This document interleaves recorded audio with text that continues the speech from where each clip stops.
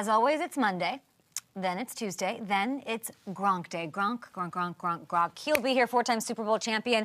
Is Davante Adams about to go to a Super Bowl contending champion? What's going on with Adams? Kind of started on our show yesterday. We've got all the information. Can we dig into landing spots? Is that okay, Raiders fans? Are you okay? How are you feeling this morning? We also have Zack on the show, Bengals running back. Listen, big performance. They got themselves a win, and now they've got a huge pivotal matchup against the team that I think is playing the best in the NFL, the Ravens.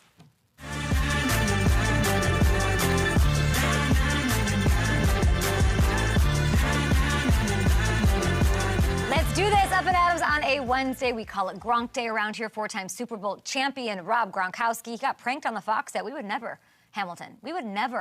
do him dirty like that here on the Up and Adams show. He runs the show here. Yeah, we can never do that to him. I mean, as he's, you saw him in that control room. This is his operation, so.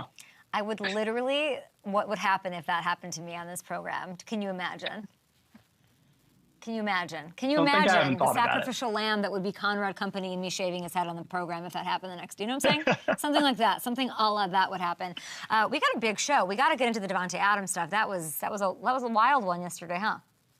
Yeah, that really was. I didn't expect it to pick up steam as quickly as it did, but yeah, it seemed like that was the first domino that fell, and then it was Rappaport and Schefter and all the reports. I mean, you didn't know that it would happen that way. Get out of here. We got Week 5 kicking off tomorrow. We got Bucks Falcons. I'm going to hang out with Gronk, talk about that. By the way, Matt Ryan's Ring of Honor night. We love that. Friend of the show, friend of FanDuel. Ham, what else do you think is interesting? I think you hinted at it with Zack. I think that Ravens-Bengals game is massive. For the Bengals, obviously, it's a game. The Ravens are favorites on the road. It's going to be a tough game for them to win, but falling to 1-4, the panic starts to set in again. That run defense that we've talked about a lot is going to have their work cut out for them against Derrick Henry and Lamar Jackson this weekend. But it's almost a must-win again for the Bengals. Yeah, I mean, almost. If they lose this, what do we do? What? I don't know what to do if they lose this. Would they have a chance? I think they still have a chance. They do have the benefit of an easier schedule the rest of the way, because remember, they had that last place finish in the division. The schedule makers front-loaded this schedule with a lot of tough games off the front. So I think that's the one silver lining. Steelers lost. But still, yeah. But still, they got to get this win. We also have our first London game. Love those. It's Aaron Rodgers getting to go to London. Crowd's amazing. The international audience only growing, only getting more intense, more fervent. Kicked off the season, basically, week 1 in Brazil. So the international game is in full swing. It's Jets-Vikings. What a showdown that's going to be. Will Sam Darnold's talent translate across the pond? We've got Bills-Texans I see on the slate. That's a great one, too. The Stephon Diggs game, that's the best game. Okay, what are we even talking about? That's the best game. The Bills 1.5-point favorites in Houston as of this morning. So which of these games on the slate, I want to ask the world, would you like a profit boost token for? I have a meeting with the overlords of FanDuel later today. They're all about the generosity, the PBT action. Basically, we're gonna give you a profit boost token. I don't know how it's gonna look exactly, but it's gonna be on one of these games. So let me know which one you think we should Up and Adams PBT this one up for. Let us know at Up and Adams Show. Put the tweets right below this, and we'll let it rip. Wednesdays, Gronk. Unhinged, as always. Coming to us from who knows where. He's our favorite little Carmen Sandiego of the NFL. We're going to get you some props. We're going to hit some headlines. I'd like to know who he thinks is playing the best in the NFL. I think it's the Ravens, but we start our show, as always, on a Wednesday with underreactions. What's not getting enough love? Where is there not enough buzz in the NFL? I mean, Davante buzz is everywhere. It is all-time high. I mean, insert The Office, Michael Scott. It's happening! GIF here. Is it up and out of there for Adams? I don't know. Long rumored, much speculated by yours truly and some of the smarties around the league. Is there something in this world with the Adams and the Raiders and the NFL that we're possibly underreacting to? And I believe we are, because I love a dream scenario. I'm watching every Love Actually sort of thing just to see how it ends. I'm dying, I'm jonesing for a beautiful Hollywood finish for one of our greats. One of the greatest to play. I want a Notting Hill situation. I want, this is a generational talent standing in front of an NFL contender, asking them to put a ring on it for him. We had Rap Sheet yesterday, not crediting our show, but I love your Rap Sheet anyway. He reported Davante would prefer to be traded. Schefter said that the Raiders are shopping him. There's a lot going on. So here's what we heard, at least yesterday morning, from the man himself before said brouhaha started to unravel. A lot of people think you may never play another down as a Raider. What would you say to that? All I can control is this talk we're having right here, and then after we're done with this, all I can control is the next thing that I'm on to. So I'm gonna get up in a minute and get a nice workout in, and that's all I can control. I mean, it was at that moment he did the right thing. He didn't want to talk much about it because nothing's come to light. You don't know what he thought or what he thinks won't come to light, right, about the situation from his perspective. But in that moment, and I said it right after that clip, you have the opportunity to close the door. Nick Caserio, tell me you're not going to try to get Jay Dua. Close the door on these rumors. Gronk, are you retired or unretired? Close the door. And when you don't, you go back with another Super Bowl with the Bucs, don't you, potentially? When you don't, you let this sort of stuff mount. You're sending a message, this might not end with me playing another snap for the Raiders. It was a fair question to ask and a good answer by him. There's two things that I want for Davante Adams. I want him to be happy because I think he's one of the best players. And I know I say this a lot, and I'm very hyperbolic about it. Everyone's my favorite player. Davante Adams, truly is my favorite player. I want him to be happy. And I want him, and he says he's having fun, and he did allude to that, so maybe he stays with the Raiders. I also want him to be relevant in January. And I don't know that that's the Raiders. I think we can assume that that's not what's happening, and that's sort of why he wants to go potentially somewhere else, or why the Raiders want him to go somewhere else so they can get some value as they're in a big-time rebuild, whatever's going on. He made it very clear to me, to everyone, that a Super Bowl is what is on his mind. Fun, and that's why you play the game, but greatness. He wants that. And this whole saga can end up putting him in a position to do that. And I think he got clowned on a lot when he talks about wanting a Super Bowl and then he goes and he takes a big contract, leaves Green Bay, where there's a lot of if he had only stayed on Green Bay, they're a Super Bowl contender. He got paid and he's with the Raiders. He made his decision. By the way, this is why I love him. He hasn't regretted it for a freaking single second. He likes his decision. He's fine with it. What if he has a perfect storybook ending where he went, got paid, taxes are pretty low out there in Vegas, and now he's going to end up on a team that's a contender, and that's all that's really available here. And I don't know if he has a big say of where he ends up, but I do want to run through some potential landing spots because these are teams that are going to push into contention, especially with him on them. You've got the Jets, reunion with Aaron Rodgers. They can maybe send Hassan Reddick on to Vegas. That situation's unresolved. Save some cap space there. Does his addition here make this team a contender? I still say yes. I actually think it's the perfect thing. They lost. Not everybody's up to speed potentially. There's all the cadence talk. What have I said since last year? Get Aaron a guy who's at his level so you can win now. Push all the chips in. The window is windowing. I've said it a million times. Davante, absolutely. Him and Davante can change the complexion of the AFC East and the AFC potentially. I do believe that. Steelers and Commanders. Survey says. Okay. Natural dots being connected here. Nobody spoke more highly of Jaden than Davante Adams, who was on my show. Both of these teams make sense. They're both really aggressive in acquisitions and free agency. They were both in on BA, who ended up staying in the Bay. Are these two ready to contend right now? I mean, Commanders that would be amazing. I could see it. Why not? That would be amazing. How about the Saints? How about the Saints? We'll run it back with Derek Carr. Schefter reporting they're high on the wish list for Davante. Cap space, a hurdle there. But Mickey's a strategic guy. Mickey can move some decimal points around and hide some money under the mattress, do what you will to acquire that kind of talent. Are you telling me that there's a world where Davante Adams, said favorite player, goes to said favorite team in the Saints with Olave, Kamara, Shaheed? Shaheed, who he said hi to on our show. They talked about having a jersey put in Davante's jersey background. The Saints thing is part of the story. It's part of the fairy tale. He went to Vegas, not just for money, he went there because of Carr. He went there to say, I think this is a contender for me with Carr.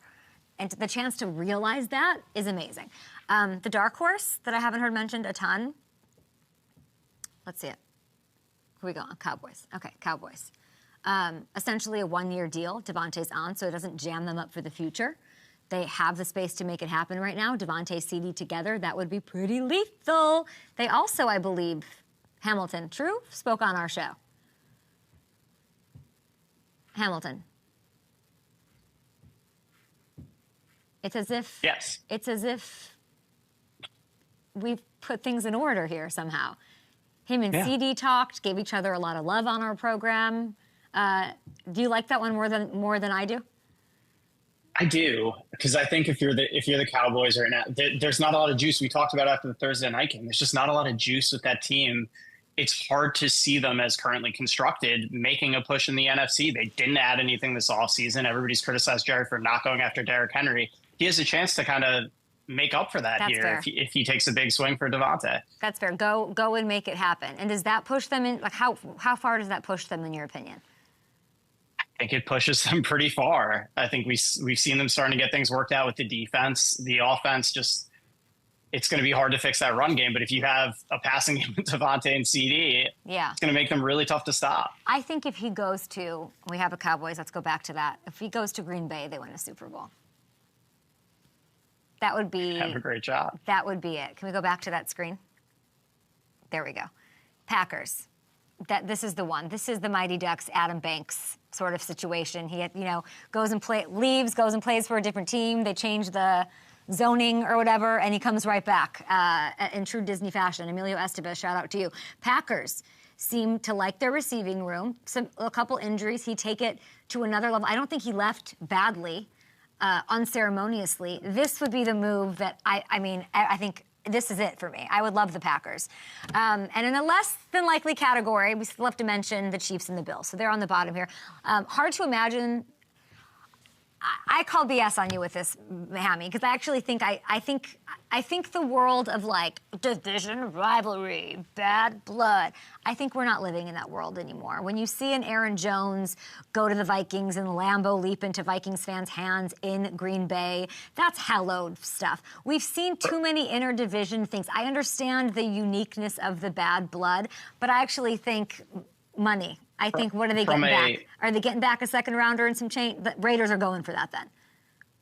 From a player perspective, I think you're right. From a team perspective, I think it absolutely still exists too, especially with these two teams, especially with Mark Davis. I think the Raiders are an organization that has a lot of pride.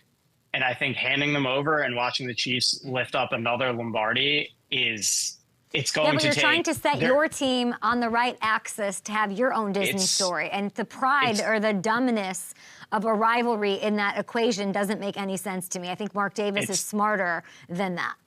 There are a lot of other teams that are going to want Davante. It's going to take a lot more than a second-round pick. I'll say that. If the Chiefs are willing to give up a first and really sweeten the pot, then maybe...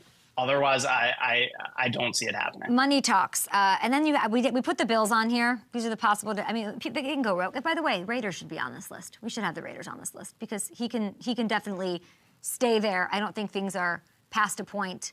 And I do think there's a world where he stays there and he's having fun and he's happy and he embraces his role because guess what? He talks about all the time being an adult. And he is an adult. He's the NFL adult.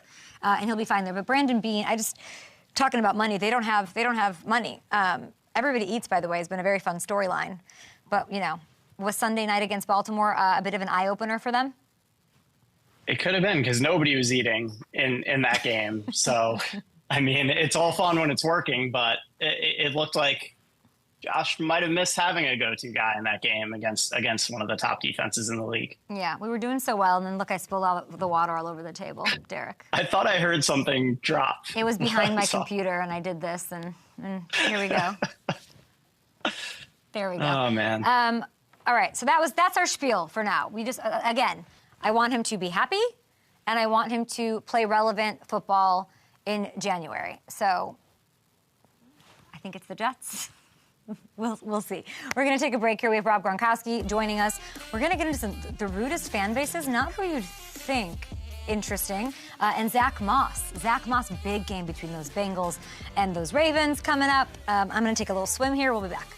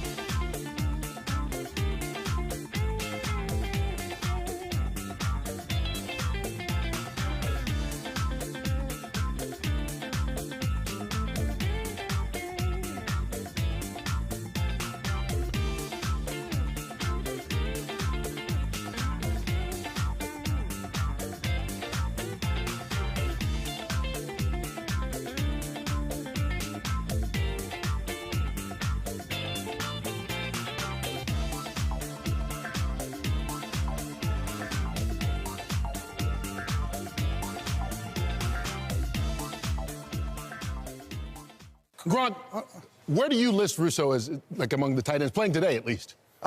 You know, he's been out for a little bit, so he might be a little rusty coming back, but I think they're going to give him the opportunities, that's for sure. He's the only guy in the league that has 2 fingers missing on his right hand. That's why he's been out, and he's back now. So is that going to affect him when he's catching a pass? Yes. I don't know. You tell us. You're the guy. I don't know. I still have all 5 of my fingers. But you know what? No, you're the tight end. You have 10.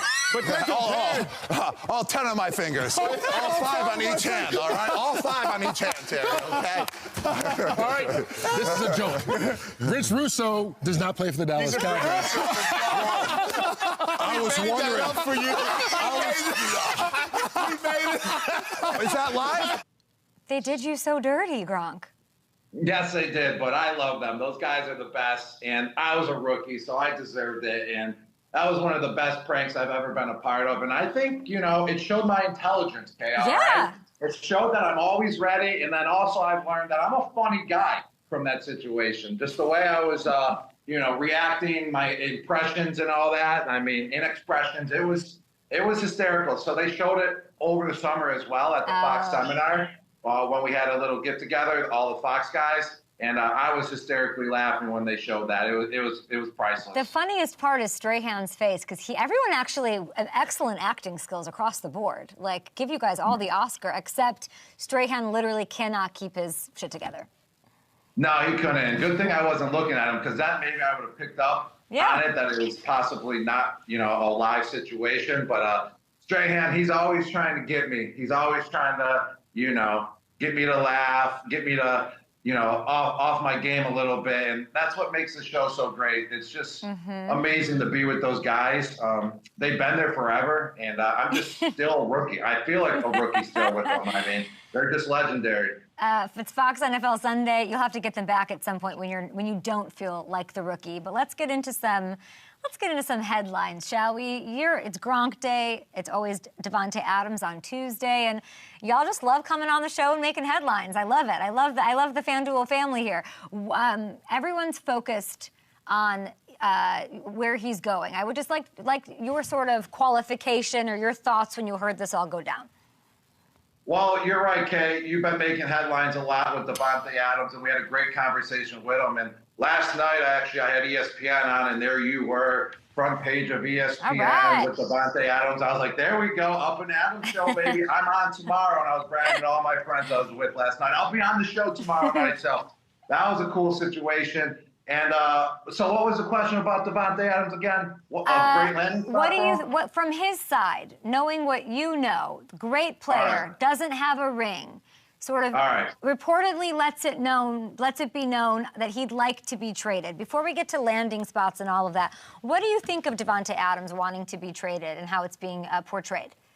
I think it's fair, and I think the way that they're both handling it, both sides, Davante Adams, how he's handling it, and how the Oakland Raiders are handling it, I think it's totally fair. I think they're both doing an exceptional job. I mean, he's been playing, and except he was out last week because of a hamstring injury, and I'm sure if he doesn't get traded and he's healthy, I think he should play in the game still coming up this week or the following week whenever he's healthy. And I think it's fair for the Raiders to go out there and see what they can get, the compensation they can get. And I feel like that they should shake hands, no bad blood at all, and say thank you for doing business over the last 2 years with you, Las Vegas Raiders. It just didn't work out. And then the Raiders get some compensation, sell him while his draft is high, while his stock is high, so they can build for the future. And Davante Adams, he still has a lot left in the tank. Yeah, he's more towards the end of his career, so you got to send him off to a contender. And he wants to win a Super Bowl, and he wants to win a Super Bowl now. So therefore, ship him off, get some draft picks for some compensation, and it's a win-win for both parties. Where should he go? It's either, I feel like a sleeper team would be the Pittsburgh Steelers. They can definitely use him over there. Another team would be the New York Jets, obviously, him teaming up with Aaron Rodgers. I think that would actually be the best fit, and I think that would be the best fit for the NFL as a whole as well. Okay. And it would be the best fit for fans. I would love to see him go back to the Jets and be with Aaron Rodgers again. I mean, that combo was unbelievable. And then another situation I would see him going to is the New Orleans Saints and teaming up with Derek Carr again. They can definitely use Davante Adams in the passing game. So those are the three teams that I see him possibly going to. Let's see. I hope the control room can pull up the sort of the destinations that I laid out. Raiders included. There's a world, of course, where he stays in Vegas. You mentioned the Steelers. I don't know that I feel like that's a team that's going to win the Super Bowl. They could. Maybe it takes them over the edge. Where does he go? And then you say, yep, slam dunk, they'll be playing in New Orleans. I would say Packers. What do you think? The Green Bay Packers, that could be another possibility. I mean, that would be an unbelievable weapon for Jordan Love, and he would go back to where he started his career. I feel like there was no, lost love when he left Green Bay. I feel like if he did go back, everyone would be, open arms and give each other big hugs. But I don't know. I just don't see Green Bay being Super Bowl So which ready. team? Which team outside of the Chiefs? Of course, they add Chiefs if they do it, if they somehow find a way. No, they can't send them to the Chiefs in the same division. You can't send them to the Chiefs. You can't do that. You don't think so? But I mean, Chiefs would obviously be the best team to go to. I mean, with Rashad Rice going down, but you can't send your best player to the Chiefs when you're in the same division. Yeah, can't do that. Tell me this: if you're him and you're in this situation, you can speak. I mean, I think the Jets are the slam dunk, right? Just I don't know if it'll happen. There's a lot of characters involved that I don't have. There's going to be a lot of volatility, I think, in the whole situation. But if I'm him, that's where I'm going because I like Aaron. I know Aaron. I'm on his level, and maybe we can contend. Maybe I don't know. But speak to me about how meaningful it is when you're looking at that list, and not that it's his choice, but in terms of where his head might be with best fits. You went down to Tampa. And you said, I'm doing this because it's seamless. I'm going to pick, I can read Brady's mind. I can do that. Davante has that with Aaron. How meaningful is that?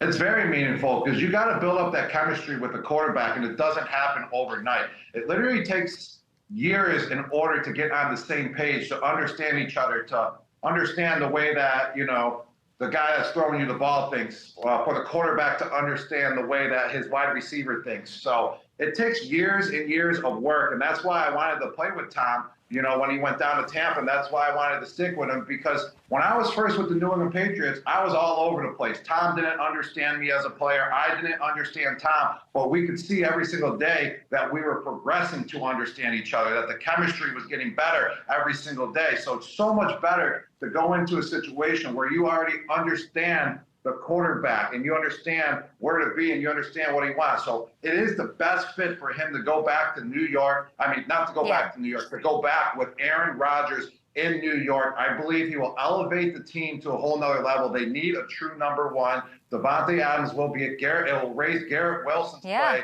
as well, because he's a rookie. He can learn from Davante Adams. And then Lazard, that's a great player to be a number 3 wide receiver, and it'll just boost the offense big time. They need Davante Adams over there. I think the Cowboys aren't going to go for it. Packers would be cute stories, so I root for it. I think the Saints are in play, but they got to move some decimal points around. But, I mean, the only thing with the Jets is if what he really cares about is a ring. And do you go there to get a ring, or do you do everything you can to try to get to Kansas City and take less money and do all those things, Well, if he wants to truly be on the best team to go to the Super Bowl, it's the Kansas City Chiefs. But I just can't see that happening. Why the Raiders will send him to the Chiefs being in the same division, that doesn't make sense. But going to the Jets does give them an opportunity to contend for a Super Bowl, way more than being on the Las Vegas Raiders right now. It's so hard to say, hey, I want to go to a Super Bowl contending team and have a chance to go to the Super Bowl, and then actually go to the Super Bowl once you get traded to that team, because there's so many. You just want to go to a team that has, the contention of getting to the Super Bowl. So that's the best way you can go about the trade, and the Jets have that. I mean, especially once they'll be elevated if they get them. When you look at the Chiefs and they lose Rice and they're down these pieces, obviously Travis looked more like Travis last week. Can I convince you to go against the Chiefs coming out of the AFC? No chance. The Chiefs are the top team still. No team has proven that they can beat them, and it doesn't matter if Rice is down. They have a great system there. They got guys to plug in. It's like the New England Patriots. When one goes down, they pull a guy off the practice squad and fill him in. And why can they do that? Because they have Patrick Mahomes. Not Mick Holmes. Mick Mahomes. Mahomes. Patrick Mahomes. They have Andy Reid. Yeah, it's hard. It's sort of heavy lifting, I think, to try to talk them out of that. Who's playing the best football right now? Which team? Who's playing the best football right now? Oh, I'm going to go with the Baltimore Ravens. Yeah. I called from the beginning, all right, Kay? And that's how I thought the Baltimore Ravens were going to start the season, but they got off on the wrong foot at the beginning. They were feeling each other out, but now the offense is clicking. I thought that's how it was going to be, like from the very beginning, but, it's the NFL. Sometimes it takes a little bit to take the training wheels off, and they sure have, and they're understanding Derrick Henry to the T now, when to give him the ball, how many carries to give him, and he's absolutely dominating. I expected that from the beginning, but it took till week 4. I love it. And then I'm thinking about the AFC and this need that the Chiefs had. If it's not Davante, which I think it's overblown. I think the Raiders would give Davante to the Chiefs. I do. I think there's a price that could happen. I do. Yeah, I think like that interdivision stuff is overblown. But is there a world where you can see, obviously Tyreek Hill not super happy? He's in Miami. Is there a world where, like, Veach is calling up to try to get Tyreek back in the mix, or no? No, I don't think so, because of his contract. I mean, it's like, what, 28, 29, $30 million, and that's why, they let him go from the beginning. So I don't see a situation where they bring him back to the Chiefs because of the contract. It has to do with money with that situation. Yeah, Chiefs need the Dolphins then to eat some of the salary, and that's not fun, and they're going to want high picks to do so, which is not going to be fun, so I don't think that happens. Listen, you almost called the upset by the Chargers over the Chiefs last week. Monday night, it's Chiefs, 5.5-point favorites against the Saints at home. Who are you taking in this one? Well, last week I called that upset. I tried calling it because all the other games were like 50-50 games. So that would have been the only upset that I saw on the table. It was good. Yes, it was a good call, and it almost happened. But who we got this week? Let's take a look. I don't know. Let's take a look at the slate here. What do we got, guys, for an upset? We are at number 3B. Go ahead. All right. Who do you like? I think the only upset that we really see here, I would say, would be the Arizona Cardinals over the San Francisco 49ers. Okay.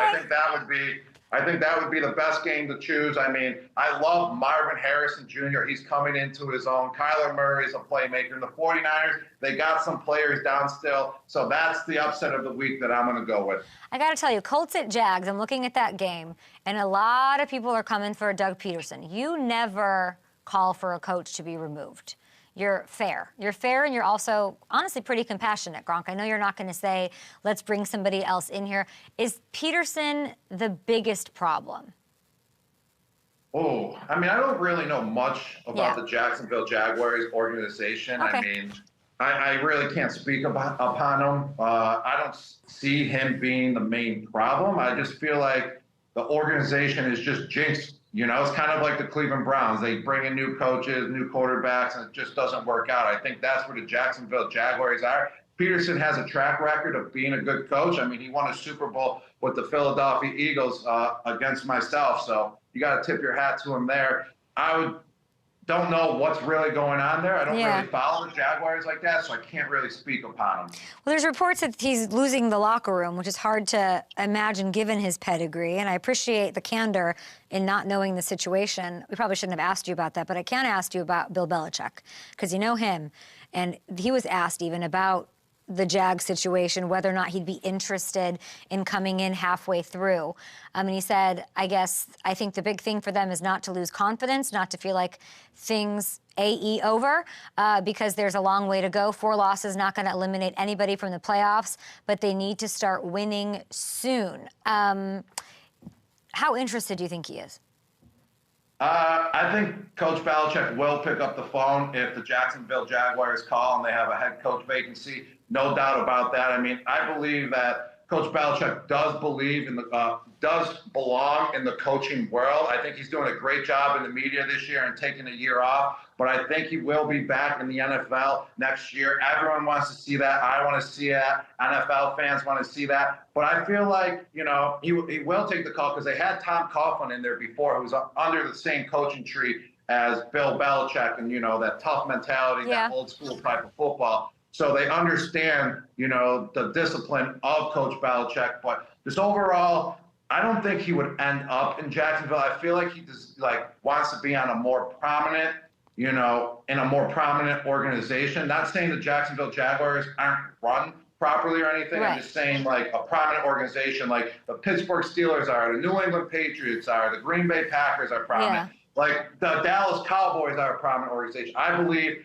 that's where he belongs. I mean, for the football world. He doesn't strike me as a guy. I mean, it would have to be how itchy is his itch, you know, like how desperate is he? How much does he miss being in it every day? Otherwise, I would say like better to be patient. He doesn't strike me as somebody who can like pop in week 7 or 8 and, you know, feel like he's going to be set up for success there. Like, I don't know if he, you know, it feels very Emilio Estevez coming in and taking over a team and trying to, you know, take them to the championship in the Mighty Ducks. It doesn't seem like that's his vibe at this point in his life. I think he very much, from what I know, you know him much better, of course, he's plotting. He's like doing the whole Game of Thrones thing of like, this is what I want, this is what I'm angling for. And I think that that's representative in how he's talking about teams in the media. So if I'm a savvy fan that wants an indicator of where he's interested, listen to which teams he's talking about, how he's talking about them. All right. Yeah, that's what I think. All right, we're going to take a short break here, Gronk. We'll be back. I like that. Yeah, we're going to go through some props. We're not going to prank you, I promise. We're going to do our thing, and we'll be back after this. We have Zack Moss on the show as well, a Cincinnati Bengal. Who day?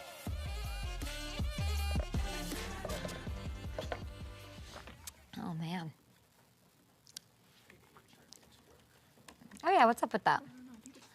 Hamilton. What's up? What's going on?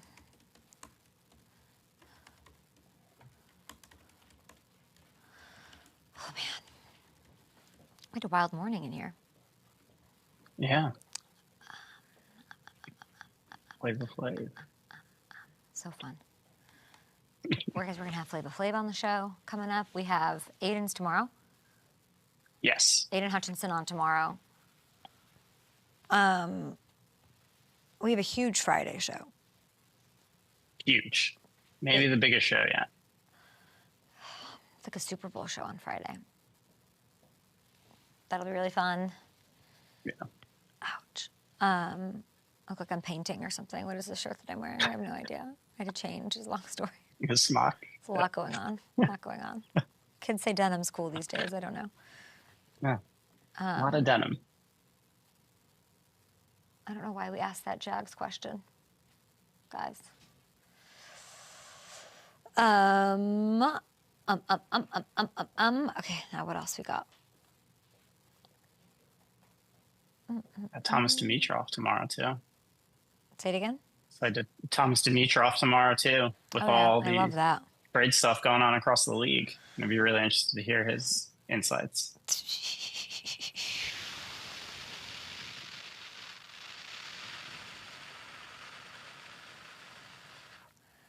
Okay.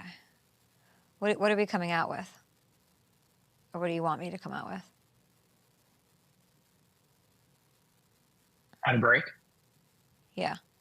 Props? We got a little SOT bump in, and then There's we'll nothing go else into in the that props. first bit that was important, right? Nothing I see sticks out. No. Okay. I don't think it's, yeah. Okay.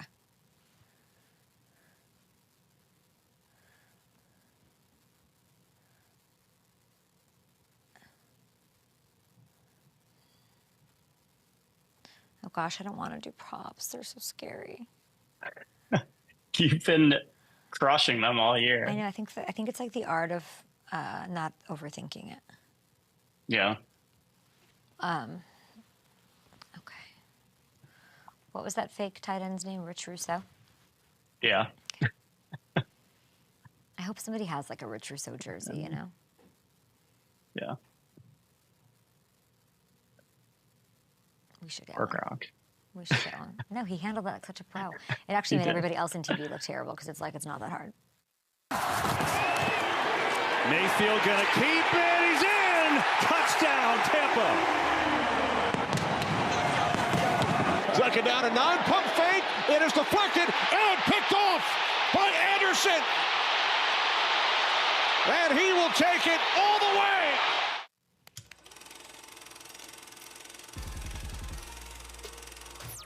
All right, I can't hear, Hammy, so start with Gronk. All right, we're going to do another round of Prop-A-Shot this week. We had our inaugural one last week. I'll reset the leaderboard a little bit for you. Kay, you nailed all three of yours, 3 for 3 with those Giants and Cowboys props. I heard that. Oh, now magically the hearing comes back. Gronk, you went 1 for 3. We're going to see if you can close the gap this week. I'll start with you, Gronk, and your former squad. Mike Evans, Mr. 1,000 yards. Does he finish over or under 58.5 receiving yards tonight? I'm going to go with under 58.5 receiving yards. The Falcons, they have a pretty tough secondary. He's going to score a touchdown, but he's going to be under. Wow, Gronk going against your guy. An under. Ooh. Kay, your turn now. Bijan has slowed down a little bit over the last couple of weeks. Do you think he goes over or under his 64.5 rushing yards tomorrow night? I do. The game is tomorrow night. Let's clarify that. It's Wednesday. This game will be Thursday night. Guys, go over to FanDuel Sportsbook and hit the over. And I always hit the over. Bucks run defense, not what we're used to seeing. They're bottom 10 so far this year. Short week. Always kind of wobbly, but it's kind of fun that way, right? Bijan has just 11 touches this week, had just 11 touches, so he should be fresher, I feel like, than your typical TNF running back. So that's what happened, I think, last week, Hamilton. Yeah, I think so, too. I think we'll see him get going tonight. Gronk, next one for you. Kirk Cousins, over or under 1.5 passing touchdowns for Kirk tonight? I'm going to go with under again. The Tampa Bay Buccaneers, they haven't allowed a throwing touchdown pass against them over the first 3 weeks. Finally, Philly got a passing touchdown against them last week, but their defense is solid, in that category, especially in the red zone. So Kirk Cousins, he will throw one, but he won't throw 2 passing touchdowns.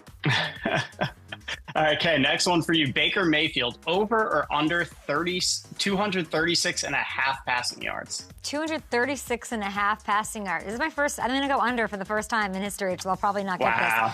Well, he's like there's extremes with Baker. He's either throwing for like 300 plus, around 300, or under 200. There's no like middle cute ground here. And the Falcons secondary is actually sneaky pretty good. The run defense, not so much. So I think he plays well, but I think the Bucs lean on the run game a little more tomorrow night, which is when the game is, and he finishes around 200 yards, Hammer. All right, Gronk. Next one for you. Bucs anytime touchdown score. You can pick anybody on the Bucs to score a touchdown tomorrow night. Who you got? All right, well, I'm going with Chris Godwin. The guy's an absolute monster. He's a stud in the red zone, and he's got so much strength. So he's going to catch a pass at probably like the 4-5 yard line, and he's going to bulldoze his way into the end zone. All right, I like that one. Okay, your turn. Falcons side of it. Who's scoring the anytime touchdown? Oh, I thought I was getting to not pick one of these this time. Nope. Okay, I'm gonna go Bish. Easy. I'm actually gonna that was the first one I saw, and that's the one. What are his minus 135? I'm gonna do that. He finds the end zone tomorrow night. Bucs have allowed 1 passing touchdown this season. They've given up 7 on the ground though, which is 3rd most in the NFL this season. So I think that's a recipe for a Bijan touchdown. All right, to recap, I got Bijan over his rushing total, Baker under for passing yards. I don't feel very good about that. And Bij is an anytime touchdown scorer. Gronk has Mike Evans under. You're going to get a mean text from Mike Evans. His receiving yards, Cousins under for passing touchdowns, and Chris Godwin, all around great guy, as an anytime touchdown scorer. Also, FanDuel offering all customers a 30% profit boost token to use on any wager for Thursday night's Bucs-Falcons game. That's an awesome generosity. We just talk through some props. If you want to ride with me, who's 3-3, or him, who's not, do what you want to do over at FanDuel Sportsbook, and you can boost that bet with, I think it has to be minus 200 odds or longer. It's just for Thursday Night Football. Also, I'm weaseling. I'm trying to get a profit boost token for Up and Adams this weekend. Do we want the London game? Do we want the Colts game, Jags, whatever? Which game do you want to see you be able to use that profit boost token for? Let me know at Up and Adams Show. What else do you want to talk about, Gronk? The AFC South, let's do that one. The Falcons, they're favored by 1.5 points. Let's just pick the winner for that game. I'm going to go with the Tampa Bay Buccaneers. Yeah? I mean, I love Tampa, kind of being a homer, that's for sure. I mean, they had an absolute solid game last week versus the Eagles and dominated them. That momentum's going to carry over into Thursday night. And the Falcons, I mean, they're struggling, but they're not struggling. It's like weird. Like, you know, they got a solid team, and they're still trying to put it together. They're pulling out wins, but I think the Buccaneers, they're going to pull it off. They're at home. We'll see what happens. A little favoritism, I hope, from Gronk, which you should. That's amazing. Very cool to see Tom Brady walk onto that field last week, wasn't it? It was really cool to see that. And then I was kind of jealous because he got to hang out with all our former teammates. And I love those guys. And it's really cool that all the main core guys are still there. And that's why I feel like the Tampa Bay Buccaneers will beat the Atlanta Falcons, because they have more of a team that has more core players that's been there for a while, that know how to gel together. And all that good stuff that comes with football. So just to see Tom there chatting up with Evans, with Baker, with Davante David, the linebacker for the Buccaneers, who's just so underrated, by the way. The guy is just absolute beast. He had 2 sacks last week. I just want to give him a shout-out, Davante David. He had that forced fumble as well. He made the biggest play on the defense for the Buccaneers. So he has over 1,500 tackles, one of the only 2 linebackers. Should be a first ballot Hall of Famer when it's all said and done. I just want to give a shout out to Levante. And that's why they're going to win this game, because Levante David's going to have another solid game as well. I love this. That's all I need from you, Gronk. A little passion to end it here on a Wednesday. Appreciate you. I don't even know where you are. Where are you? I'm actually in Nashville, and I'm in my friend's office right now. And look at, what do we got? He always talks about you, Kay. Look, there he is. That's his jersey. He wanted me to show you his college jersey. Very cool. And he says, let Kay know if she wants my number. So let me know, Kay. Okay, is his name Bobo? Yeah, his name's Bobo. Bobo, call me. Absolutely. Bobo, call her. Give him my number. He has some luggage as well. He comes with a French bulldog, so... Okay, some baggage. We love baggage. Yeah. Thank you so much. As you know, Gronk, I like guys with baggage. We'll be back next week with Gronk. Love you. Have fun with Bobo and whatever you just said. We'll be back. Later. So funny. Ham, listen to this. Listen to this, Hamilton. There's SI reporting. I thought, what does this even mean? They're not reporting. I don't even know. Some site. The Detroit Lions fans are the rudest in the NFL. Okay? Let's look at the qualifications here, because that's insane, because it's a Midwest team, and that's not... I don't buy that. I don't even know who I would say is the rudest, but it's not them. Okay, they've been passionate, but let's see. It was qualified by analyzing each NFL's team's subreddit. Oh, shit. To determine which NFL team fan base cursed the most. Does that make you rude if you curse? I don't. I mean, no, it makes you emphatic and passionate and have a zest for life. In the study, Detroit Lions fans were found to be the rudest in the entire... I mean, most profane might be the answer here, not rudest. Yeah. A total of 288 curse words posted in the last year. That seems low. I'd bang the over on me in a given show. Based off, graphic errors alone, I would hit the over on that with me. Are you kidding? Following the Lions were the Raiders. I don't believe that either. Raiders are like the sweetest, schmeatest fan base. They pretend that they're not tough. I've been there. Oh. They're not. The black hole? No. No. So lovely, and most people are like, it just looks. Ask Jamal Charles, Ella. No. I'm dead. Raiders fans, nice. I remember going to the Coliseum. I had to do like a tailgate show there for CBS once with Peter Smith.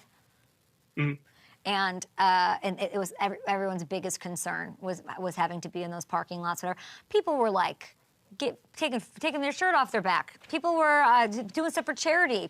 It was an unbelievable scene in a beautiful way. So I don't buy that. And the Steelers. Guess who was found to be the most polite? Guess. Packers fans. Jacksonville Jaguars fans were found to be the most polite, with only 48 swear words on their subreddit. Now, there's a reason for that, and I won't... Yeah, they save them all for Twitter. Yeah. There's another reason for that, and it's not because they're not rude, everybody, okay? That's not why.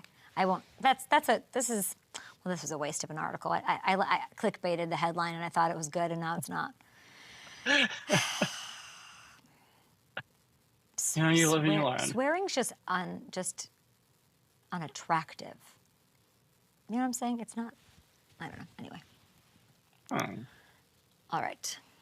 I guess we're still on television. I'm ready to be not on television. Oh, we have Zack Moss on, though. That's fun. Yeah. Thank goodness this team, the Bengals, finally got themselves a win. They need another. Do they get it against the Ravens? Want to know who's undefeated in his career against the Ravens? Their lead rusher, Zack Moss. Okay, I'm here with the leading rusher for the Cincinnati Bengals. You finally got me a win, Zack. Let's go. What did it feel like? Tell me. It was a big one. Yeah, it was definitely a big game for us. Obviously going on the road, playing the Carolina team. They coming off a win, so they had a little momentum and feeling pretty good being, in front of their friends and all that type of stuff. But, I think we had a real good sense of urgency this week. So it was really good to get a win, my first win as a Bengal, so that was fun. And, we did a lot of good things on the field, and obviously some things we cleaned up and stuff like that. But it's always good to get that first one under your belt. Essentially, it really doesn't matter when it comes. Tell me about Joe Burrow after a win. I think he was definitely, happy to some degree, obviously, to win a game. You're always happy to do that. But I think, like I said, there's a lot that we did good and a lot that we could have done better. So I think from a competitive standpoint, I definitely think he wanted to do a little bit more and be, better what we put out there on tape and stuff like that. Have you ever seen him be satisfied with that one? I've never seen him be like, great job, ever. No, I don't think that's his personality, honestly. He is just someone who takes the job very, very seriously internally. I think he's always finding a way to get better. And you want to be around a guy like that because that pushes you to get better. That way he can continue to trust you, and it rubs off on the whole entire team. Yeah, he's very hard on himself. He demands He's determined. I love that about him. I wish there were more people like him. But tell me he gave you a little love after the swing pass, right? Right before half, no timeouts. He zeroes in on you. Come on. Yeah, we shared a little quick laugh about that after the game, just because I was so shocked that he threw it. Really? 6 seconds, no timeouts. Essentially, that's one of those situations where you throw the ball in the end zone. Either we catch it or no one catches it, and then we kick a field goal. But he threw it about 4 yards away from the end zone. But like I said, that's something that, he did. He trusted me in that situation, and I just tried to make sure I was able to cash in and give our team a little bit more momentum going into the half. Oh, Zack. Can I tell you my favorite play from you this season? Yeah. I hope it's yours too. You picked up a rushing D tackle, you chip a second one, and then slip out of the backfield to pick up 21 yards. Remember this one? Yeah. Why should that be your favorite? I love that. It was definitely a crazy play. In the moment, didn't even know what was happening. I picked up a D tackle before last year. Definitely not something I want to do. It's not fun, but I was in the right place at the right time.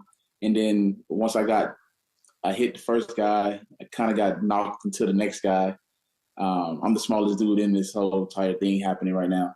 So it's like for a split second on the tape, you can see me look at Joe being right next to me. And I'm like, oh, he's still up. So I literally just tried to find a way to get out of there, backpedal. I saw no one was covering me. So I just, that's a little bit of backyard football. Just get open, make a play, make it happen, present yourself to the quarterback. And I try to make it, I'm sure he was super tired after that play. So I just try to make it a real easy throw for him, just giving him my shoulders, my eyes real quick so he can get it out of there. But it was definitely a really cool play. And the best thing, like I keep saying, the best thing is we got another chance to do it. We got a lot of more weeks to continue to make really good plays and be on the same page. I hope you're standing up in the middle of the locker room all week saying, I'm your confidence. Do you know me? I'm Zack Moss. I'm 2-0 against the Baltimore Ravens. Say that? Have you said that yet? No, I have not said that yet. Good. Well, you're undefeated against them. What is the key to stifling the Ravens? That defense is no joke right now.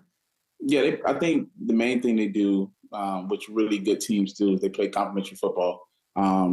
They control the clock very well. They don't turn the ball over, a lot at all. It's very rare when you see Lamar Jackson or, now Derrick Henry and, all the guys they have on the outside of the ball turn the ball over. But one thing you do see is defense, causing turnovers and causing havoc plays and getting offenses off of a schedule, which then puts you in, second and long, third and long. Then they can kind of heat you up a lot and bring different guys from different areas. We got a lot of interchangeable parts. Kyle Hamilton is one of the better guys they have when it comes to the blitzing aspect of that.